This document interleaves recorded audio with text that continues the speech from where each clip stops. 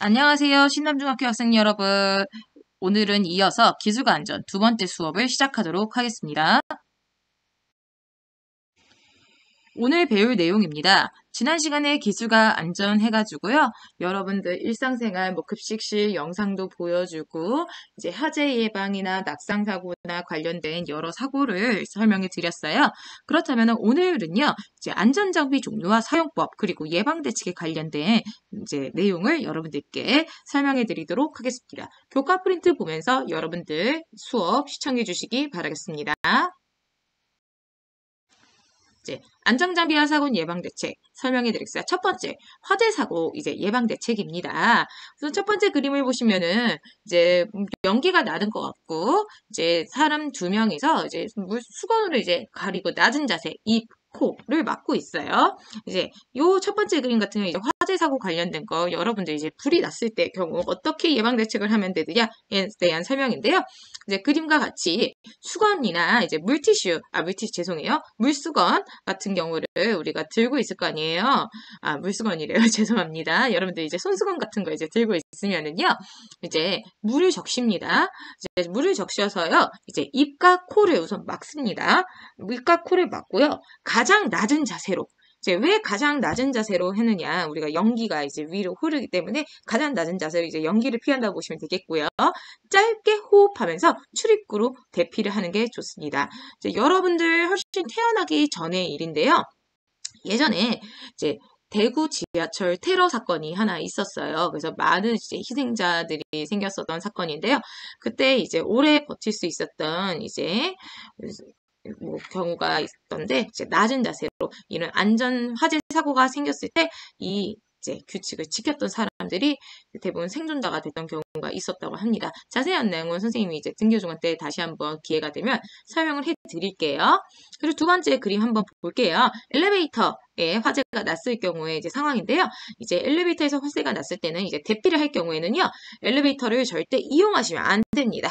이용하시면은 왜냐면 오히려 이제 더 큰 사고가 날 수 있어요. 그렇기 때문에 이용하지 말고 비상구와 비상계단을 이용하셔야 된다는 거 잊지 마시고요. 이제 세 번째입니다. 똑같이 젖은 수건이 나옵니다. 이제 근데 만약에 우리가 이제 갇혔을 때 화재 사고로 인해서 이제 갇혔을 때 나가지 못하는 상황이 생겼을 때입니다. 나가지 못했을 때는요. 대피가 어려울 때는요. 젖은 수건으로 이제 문과 통풍 장치를 우리가 바람 구멍을 막고요. 연기의 침투를 막고 자신의 위치를 구조대에게 반드시 알려야 합니다. 그래서 그런 거 반드시 잊지 않으셨으면 좋겠습니다. 그다음에는 이제 안전장비들이 분명히 있을 거란 말이죠. 화재 사고 시에 안전장비 사용법에 대해서 설명을 해드리겠습니다. 첫 번째, 소화기입니다. 자, 소화기 같은 경우는 이제 선생님이 이런 거는 여러분들이 필수로 알아두실 필요가 있습니다. 영상도 영상이지만 여러분들께 간단하게 설명으로 드릴게요. 처음에 이제 여러분들 교실에도 소화기가 하나씩 있을 거예요. 근데 소화기를 절대 장난치시면 안 됩니다. 미리 얘기하지만 교실에 있는 소화기 참고로 일회용입니다. 한 번 쓰면 두 번 다시 사용할 수 없다라는 것도 알아두시면 좋겠고요. 우선 소화기 그래도 이제 사용해야 될 때 설명법 다시 한번 설명해 드리겠습니다. 첫 번째, 안전핀이 있을 거예요. 소화기를 보면요. 안전핀을 뽑고요. 그 다음에 이제 여기 노즐이 있어요. 소화기에 보시면요.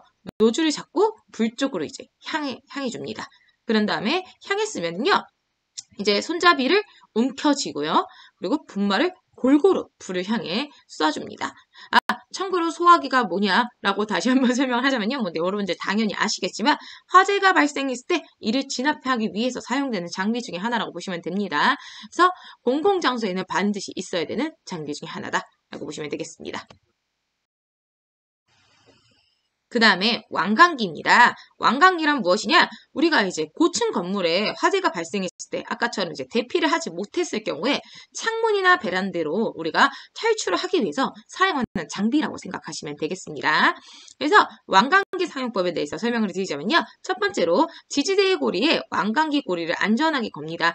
왕강기 고리가 어디 있어요? 라고 물어볼 수 있겠지만요. 왕강기 고리 있습니다. 다 나중에 교실에 이제 왕강기 고리 한 번씩 여러분들 보여드릴게요. 자, 그리고 두 번째, 이제 우리가 고리를 안전하게 걸었으면요. 이제 릴이라는 이제 선이 있습니다. 자, 릴을 건물 밖으로 이제 떨어뜨립니다. 이제 건 다음에 릴을 꺼뜨리고 그다음에 세 번째, 벨트를 가슴에 단단하게 겁니다. 안 그러면은 낙상할 수가 있기 때문이죠. 그 다음에 이제 손으로 벽면을 밀면서 천천히 내려갑니다. 그래서 위에 다칠 수가 있기 때문에 최대한 조심조심 내려갈 수 있도록 하겠습니다. 다음은 응급사고 예방대책 중에 심폐소생술에 대한 설명입니다. 이 심폐소생술 굉장히 중요하죠. 선생님들도 이제 뭐 1년에 또는 2년에 한 번씩 반드시 연수로 이수를 해서 연수 자격증을 따는 과정 중에 하나입니다. 여러분도 굉장히 이제 꼭 반드시 알고 넘어가야 되는 안전사고 예방대책 중에 하나인데요. 이제 여러분들이 길 지나가다 여러분들이 이제 이런 경우를 목격할 수 있다고 생각해요. 갑자기 이제 심정지가 와서 쓰러진 이제 환자를 발견했을 때 여러분들이 이 심폐소생술을 배웠음으로 인해서 한 생명을 살릴 수 있는 기회가 될 수가 있습니다. 그렇기 때문에 반드시 여러분들이 배우고 알아야 되는 과정 중에 하나다라고 볼 수가 있겠는데요. 이제 심폐소생술이란 심정지 환자의 멈춰진 심장에 응급처치를 시행하여 심장의 자발순환을 회복시키는 일련의 과정이라고 볼 수 있어요. 그래서 심장과 호흡이 멈춘 지 최대 6분 안에 실시하면 생존율이 3배까지 높아진다고 합니다. 그러니까 반드시 여러분들이 배워야 되는 일정의 과정 중에 하겠죠. 그리고 가슴 압박 소생술의 방법에 대해서 이제 설명을 해드리자면요. 이제 첫 번째는요. 무작정 가슴 압박부터 하는 게 아닙니다. 의식부터 확인하세요. 이제 의식을 확인합니다. 이제 심정지가 멈춘 것 같다. 그러면은 어깨를 두드리면서 괜찮으세요? 괜찮으세요? 라고 먼저 물어봅니다. 그런데도 이제 의식이 없다. 그러면요, 이제 주변 사람들을 이제 확인하면서 이제 도와주려고 우선 얘기를 해야 될 거 아니에요? 그때 이제 사람들한테 도와주세요! 라고 말하는 게 아니라요, 정확하게 특정인을 지정을 합니다. 지정해서, 자, 거기 누구씨 119에 신고 좀 해주세요! 라고 정확하게 얘기해주세요. 만약에 친구랑 같이 있다? 그러면 친구야, 네가 119에 신고를 해! 라고 특정인을 지정해서 최대한 빨리 119에 신고할 수 있도록 도움을 요청을 합니다. 아까도 얘기했지만 골든타임이라고 얘기하죠. 최대 6분 안에 실시를 해서 6분 안에 살려야지만 생존율이 3배까지 빠르면 빠를수록 훨씬 더 생존율이 올라가겠죠. 그래서 그렇게 알아두시고요. 그리고 가장 중요합니다. 이제 그런 다음에 가슴 압박을 하는데요. 편편한 바닥에 눕혀서 5, 6cm 정도 깊이 눌리도록 가슴을 압박해야 됩니다. 그리고 1분에 100회 정도의 속도로 30회 정도 실시하는데요. 이 속도가 어느 정도 속도라고 생각하시면 되냐면요. 사람의 심장박동수라고 생각하시면 되겠습니다. 이제 사람의 심장박동수라고 생각하면 되는데 이게 굉장히 힘들어요. 혼자서 1분에 100회 정도 계속 심장 이게 박동 가슴 압박한다고 생각해 보세요. 엄청난 체력이 소모됩니다. 어른들도 굉장히 힘들어해요. 그래서 2인이나 3인 교대로 하면서 돌아가면서 1분에 이제 한 사람당 1분씩 하면서 계속 교대로 사람이 이제 다시 의식이 찾아올 때까지 이제 가슴 압박을 계속 해줘야 됩니다. 그리고 아무 위치에나 이제 가슴 압박을 하면 안 돼요. 잘못했다가는 이제 여기 가슴뼈, 이제 갈비뼈 부분이 부러질 수가 있어요. 오히려 더 큰 우리가 이제 상처나 이제 상처가 생길 수가 있기 때문에 오히려 나중에 더 큰 여기 압박 뼈가 이제 눌려서 나중에 더 큰 사망이나 이제 더 큰 나중에 지장이 생길 수가 있기 때문에 위치를 잘 보셔야 되는데요. 이제 압박의 위치는 양쪽 젖꼭지가 있어요. 그 젖꼭지의 가상의 선에 이어서 앞 가슴뼈 정중앙과 만나는 지점 그쪽에다가 우리가 이제 압박을 해야 됩니다. 그리고 압박을 할 때도 그냥 이제 가슴을 압박하는 게 아니고요. 팔을 일자로 펴서 빳빳이 세우고 일자로 직각이 되도록 편편하게 평평한 바닥에 눕히고 구부리시면 안 됩니다. 일자가 되도록 해야 되는데요. 지금 선생님이 영상을 하나 준비했습니다. 영상을 하나 보여드리도록 할게요.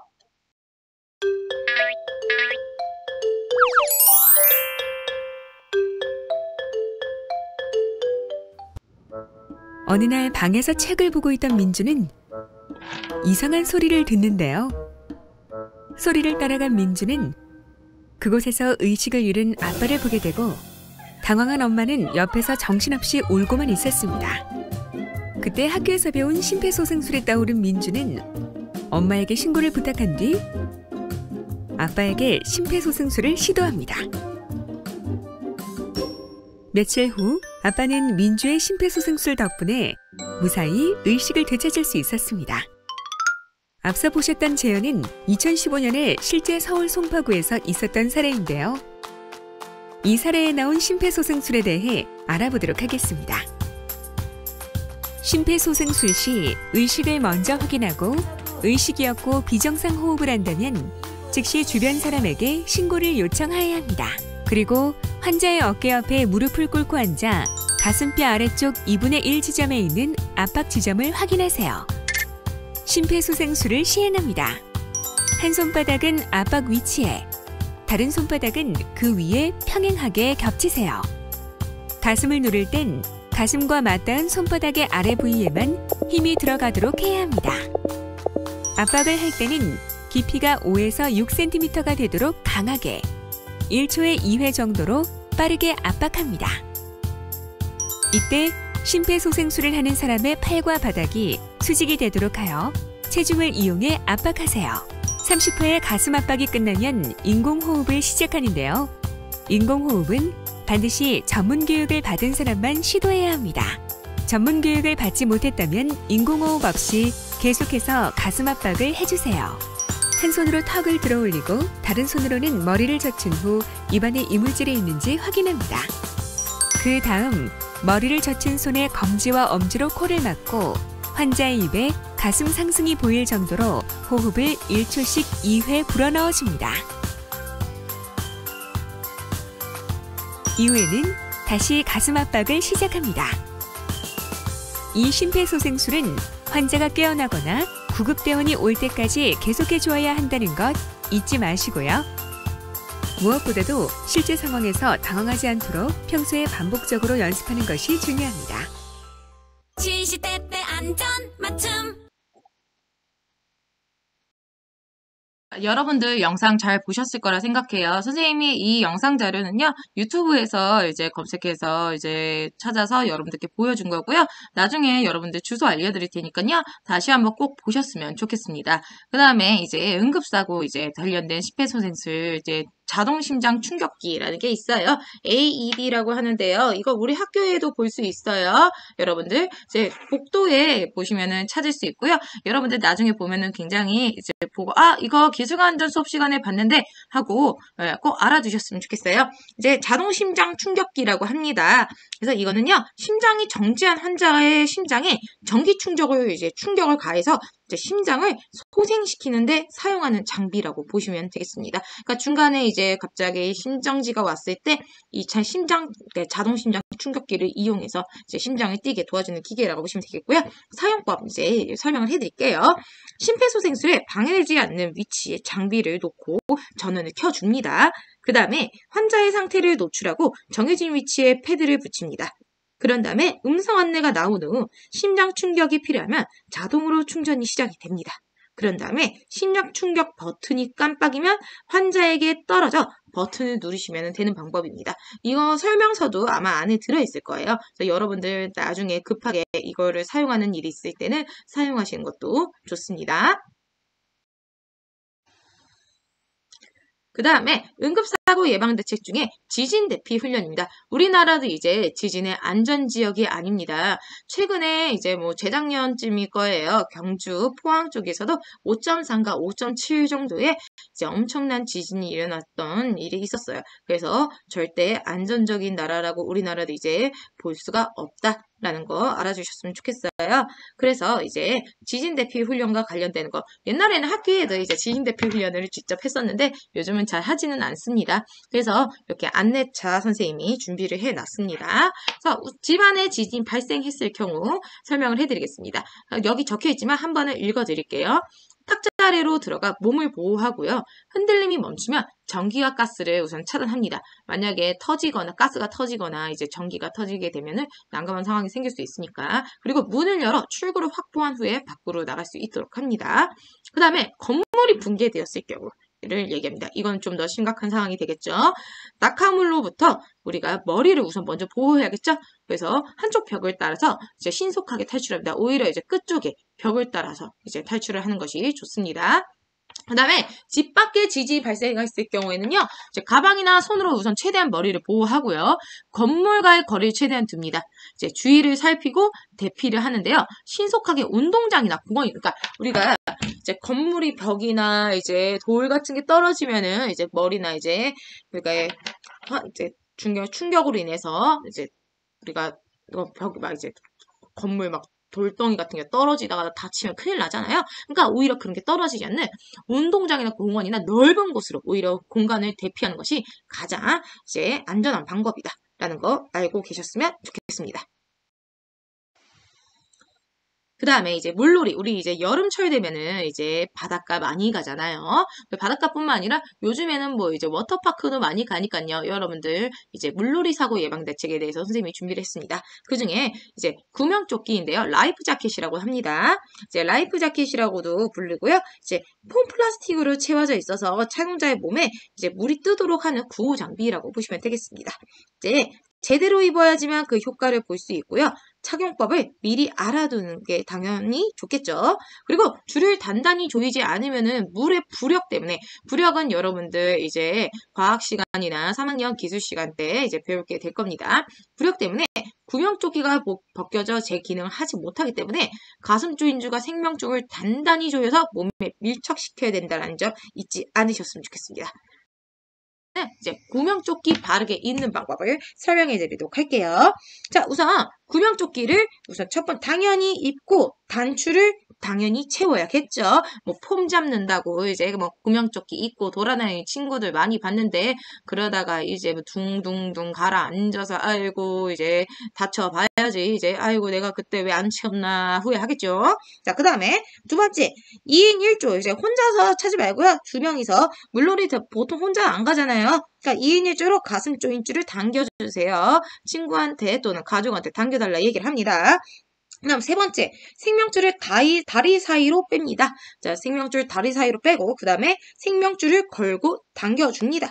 그 다음에 마지막으로 구명조끼를 당겨서 제대로 착용했는지 확인해주면 이제 되겠습니다. 다음은 자연이나 기술 발전으로 인해 발생하는 안전사고에 대해서 추가로 설명을 해드리겠습니다. 첫 번째, 엘니뇨와 라니냐, 발음 어렵네요. 에 대한 설명입니다. 이것은 무엇이냐? 해수면 상승에 따른 지형 변화, 폭우, 폭설, 가뭄에 의한 이 자연적인 이제 안전사고라고 볼 수가 있겠습니다. 그리고 두 번째는 환경오염과 전염병에 관련된 이제 안전사고인데요. 요즘은 굉장히 심각하죠. 대표적으로 코로나가 이제 뭐 기술 발전, 환경과 관련된 요런 이제 뭐 그런 이제 가장 큰 요즘 지금도 그래서 우리가 원격 수업을 하고 있죠. 여러분들 마스크 잘 쓰고 계시죠? 요즘 점점 늘고 있어요. 여러분들 건강 꼭 챙겨주시기 바랄게요. 어쨌거나 이 전염병, 환경오염이나 가축의 감염병 확산이나 그리고 요즘같이 이제 코로나 등 이제 각종 새로운 이런 질병들이 많이 생기면서 여러분들 참 이제 힘들게 하고 있어요. 이런 안전사고 각별히 주의해 주셨으면 좋겠고요. 그리고 기술 발달로 만들어진 고층 건물이나 해저 터널 등 우리가 이런 것에 의해서 생기는 사고, 고속열차나 비행기 등 초고속 운송수단에 생기는 사고들도 우리가 볼 수 있고요. 그리고 새집 증후군과 같이 생활 속 유해화학 물질의 위험으로 발생도 하고, 배기가스나 미세먼지에 등한 이런 이제 자연적인 사고도 일어나기도 합니다. 그리고 각종 전자기기에서 발생하는 전자파 등으로 인한 사고도 우리가 볼 수가 있겠습니다. 그 다음에 하인리 법칙입니다. 들어보신 분들도 있을 거고 못 들어보신 분도 있을 겁니다. 하인리 안전 법칙. 왜 이렇게 발음이 어렵나요? 선생님이 발음이 안 좋은가 봐요. 이제 아무튼 하인리 법칙. 이것이 무슨 뜻이냐? 이제 앞에 써져 있듯이 한 번 큰 재해가 있기 전에는 반드시 그와 관련된 작은 사고나 징후들이 먼저 일어난다고 믿는 법칙이나 이런 뜻이다 볼 수 있겠어요. 대표적으로 미국의 허버트 할리라는 사람이 이제 한 번의 큰 재해가 있기 전에는 반드시 그와 관련된 작은 사고나 징후들이 먼저 일어난다고 주장을 했습니다. 당시 미국 여행보험사의 손실 통제 부서에 근무하던 하인리는 산업재해 사례들을 분석하던 중 일정 법칙을 발견을 했습니다. 그것은 사소한 문제를 내버려두면 대형 사고로 이어질 수 있다는 것인데요. 산업재해 예방 차원에서 중요하게 다루는 개념이 되었죠. 즉, 산업재해에서 중상자 1명이 발생했다면 같은 원인으로 이 사고 전에 29명의 경상자와 아주 경미한 사고 경험자가 300명이 있다는 것을 얘기하는 겁니다. 이를 하일리 법칙 또는 1대 29대 300 법칙이라고도 합니다. 이것을 우리가 하일리 법칙이라고 하고요. 그리고 이거에 따른 우리가 도미노 이론이라고 합니다. 우리가 도미노 이론이라고 하는데요. 이것도 우리가 불완전한 상태와 행동의 제거 해가지고 우리가 뭐 단계별로 이제 나눠져 있는데요. 요것은 우리가 하일리 법칙과 관련된 영상을 선생님이 준비했어요. 그 영상을 시청하고 오늘 수업을 마무리하도록 하겠습니다. 영상을 보여주려고 했는데 나중에 영상을 보여주고 싶은 분들께 따로 보여주는 게 나을 것 같아요. 왜냐면은 영상을 선생님이 줄이려고 해도 사실 7분짜리예요. 그러니까 수업이 굉장히 길어지더라고요. 여러분들 너무 힘들어할 것 같아서 그래서 영상은 보고 싶은 친구분들한테 선생님이 따로 올려드릴게요. 참 선생님 이거 영상을 보시면 주소가 하나 있잖아요. 이게 선생님이 개별로 운영하는 기술 카페예요. 선생님이 거의 이제 10년 동안 운영하는 기술 카페인데 수업 때 이제 다 보여드리지 못했던 부분을 추가로 선생님이 자료를 공유하는 10년 동안 묵혀놨던 이 기술과 관련된 자료들을 올리는 선생님이 기술 사이트예요. 이제 굉장히 기술 쪽에 나는 이제 관심이 많고 배우고 싶은 게 많다 싶은 친구들은요. 가입을 하셔서 관련된 자료를 보시는 것도 좋습니다. 거기에 관련된 우리 배우는 내용 그리고 그 밖의 내용들도 이제 굉장히 도움이 많은 자료들이 많거든요. 확인하시면 좋을 것 같고요. 다음 시간에는 이제 여러분들 원래 나왔던 진도 체험활동 위주로 해서 기술과 사회 파트 수업 진도를 나갈 거고요. 그리고 뭐 이제 그 밖에 이제 진도를 아직까지도 이제 기술과 기술이란 무엇인가 활동하는 반도 있을 겁니다. 그러니까 이어서 진도 활동 수업 위주로 나간다라는 거 아셨으면 좋겠고요. 오늘 수업은 여기까지 마치도록 하겠습니다. 수고 많으셨습니다.